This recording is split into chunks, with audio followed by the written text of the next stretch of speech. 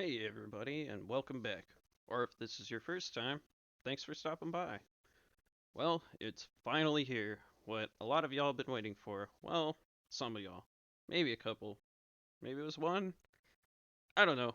But anyway, I finally got my hands on a VRM heatsink for my R10 Alienware. I had been calling Dell a couple times a week for the past few weeks to try and get one directly from them, but only to hear they're out of stock each time. I continued my hunt by searching around the internet for heat sinks for the R10, but came up empty each time. Or I just ended up finding the R11 heatsink. Now, it looked like it would fit, but the prices were outrageous, and I honestly rather just get the correct part for my PC.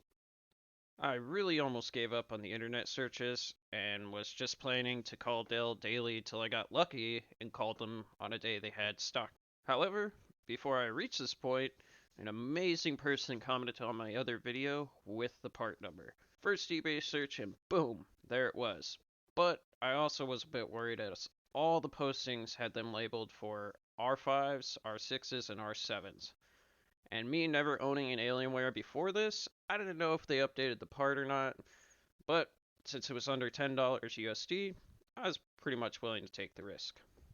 As I finally got all the bubble wrap off, I was getting more excited as this looked correct based off all the R10 heatsink pictures I'd seen before.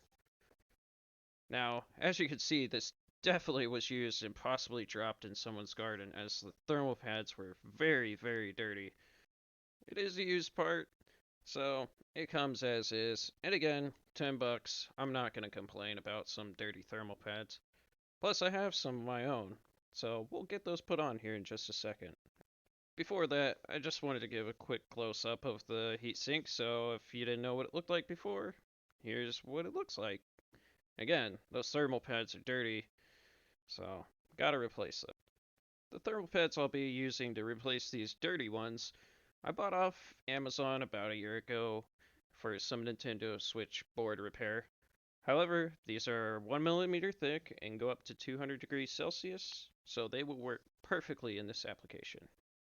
When you're buying thermal pads, don't worry about the color. Just look at the thickness, the ratings, and temperature for your application, and you should be good to go. But an awesome bonus, I ended up getting a tiny screw. Quite a great bonus if you ask me. Not sure what it's to, but I'll set it aside while we get the rest of this dirty thermal pad off and figure out what it's for later. My guess, some sort of fan. Just kidding, I'm not going to spend the time to figure out what it goes to, but might become useful in the future for something else. Honestly, looks like a Nintendo Switch screw, but who knows. Now, I'm going to clean these off real quick with some 90% rubbing alcohol, as those previous thermal pads were quite dirty as you saw, and want to make sure we have a clean, smooth surface to apply the new thermal pads to before installing them. Next, I had to cut thermal pads down to size, and I'm honestly nowhere near perfect as I had to trim the first one a few times to get it to be the right size and not too wide. When applying the thermal pads to the heatsink, notice I only pulled half the plastic protection off of the adhesive to prevent myself from touching the pad. I don't want to get my skin oils all over it and contaminate it, which could possibly cause issues with adhesion, resulting in reduced heat transfer and making this whole process a big waste of time. This also makes the install way easier as you can just apply half the pad, then pull the plastic out from underneath it and not worry about accidentally touching the adhesive. I applied a mild amount of pressure after getting it all the way on there, as I don't want to bend the fins, which are face down at this point. But as you can see on the next one, I did the same exact thing, pulled the plastic off halfway, applied a bit of pressure on the side that has the adhesive exposed, then pulled the plastic out the rest of the way and applied mild pressure. And now they're all attached to the heatsink there, so we can go ahead and get it installed to the Alienware. You all have seen me open up the case before, so I'll make this quick and speed up the footage here so we can get right to installing the heatsink. Here's our VRM right here, and before I start the install, I wanted to double check that this was the right one, and lo and behold, it fits perfectly. So huge shout out to Exception Gaming for that part number. I thank you very much. Alright, so let's do the install. Now, Just as before, you're going to want to pull the plastic off your thermal pads. Don't put it on there with the plastic or you'll have bigger problems. Anyway, just peel the plastic all the way off this time. You don't need to leave half on there as you can just hold onto the heatsink. This does take me a second. I had some slices in the plastic there, so I had to kind of pull at it a couple times. But just put it in there. You can see the two screw mounting holes, so kind of line that up. And you don't need to apply any pressure yet. Once you have the screws aligned with their mounting holes there, go ahead and start screwing in one half. And I recommend don't screw it all the way in. Kind of go back and forth between the two. Make sure you're kind of doing equal turns. You don't have to be perfect. Just make sure each side's getting equal pressure when screwing it down. Once it was almost all the way tight in there, I went ahead and gave it a few light pushes down just to make sure the thermal pads are seating properly and making contact with our VRM there, so I don't have to come back and open it up later. But after doing that, I gave it two more little half turns with my screwdriver just to make sure it's on there good. And that was it. We're ready to close it back up and get to gaming. First, let's check out GTA 5 on high settings. I have to say it feels way smoother than before the heatsink. Everything feels more fluid, and according to my overlay, I am seeing about a 10 frame increase in frames over my previous tests, so quite nice for a cheap edition.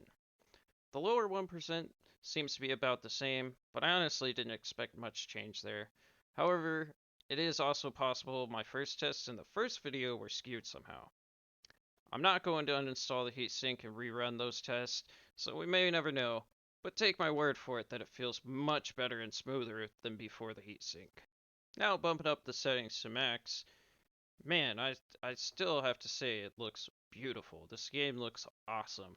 And as before with high settings, max settings, I still feel that increase in smoothness. All my numbers seem about the same from my tests from the last video, but there's just that extra smoothness, so again, if my numbers look about the same or a little lower, take my word for it, the game plays better. Next, let's check out my old nemesis Dirt Rally 2.0 and see if the stuttering is gone. First, we're going to check out high settings. I did notice them a little bit in my first test, but this test, completely smooth. Perfect. The frame rate, the average frame rate, and the lower 1% may seem a little bit on par or a little lower than my previous video, but I did take this a little bit further in the run, and as I said before, those results might have been skewed. Today's results I ran like 6 times each and came up with about the same average numbers, so these should be on par for what you're expecting if you run at high settings. However, we got a 3070 and a 3700X. Let's go for Ultra. And with Ultra, no stuttering again, so I am incredibly happy with that simple upgrade. As you can see, again, it looks like my average frames, my lower 1% are a little bit down, but I'm not complaining because we're getting 118 frame average here for the most part, and the game runs smooth, fluid, super easy to focus on what's ahead. All that stuttering just made me frustrated and want to throw my controller through a wall. But now I can put all those frustrations behind me. And would like to thank iDeadly with 2 Ys and James Harvey for suggesting to get a VRM heatsink. I thank you both for those suggestions. It has definitely helped me. You've saved me some stress, and now I can enjoy my games on my Alienware R10.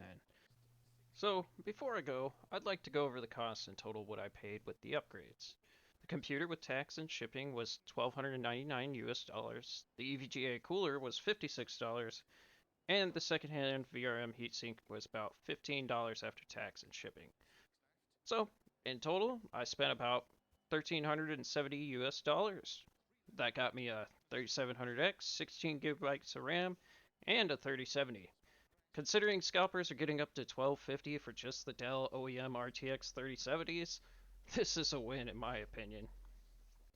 Well, that's all I have for today.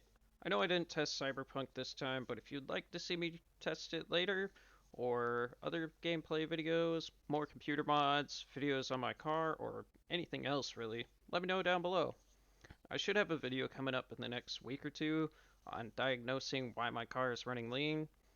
Pretty sure it's something to do with going to Mexico last week, but I will still continue to post updates on my Alienware and other computer related stuff as it seems to be most popular thus far. I hope this video helps some of you out, and I would like to say thanks again to those for leaving their suggestions in my previous videos. And just before I was about to upload this video, I noticed I'm almost at 50 subs. I know it's not a lot to some of y'all, but a milestone in my opinion. So I figured maybe for my 50th sub, do something special like a live stream of gaming, a game room tour, review of my wife's gaming PC, or something of that nature. Or maybe we'll save the tour for our 100 or 1000 subs if we ever get there. You can help. Just let your friends know. But I want your input on this because you're the viewers, and I only can reach those milestones with your subs. So I really like your input. Let me know below, and I'll figure out what's the most popular idea. Thanks again for sticking around, and I really hope y'all have an excellent rest of your day, and take care.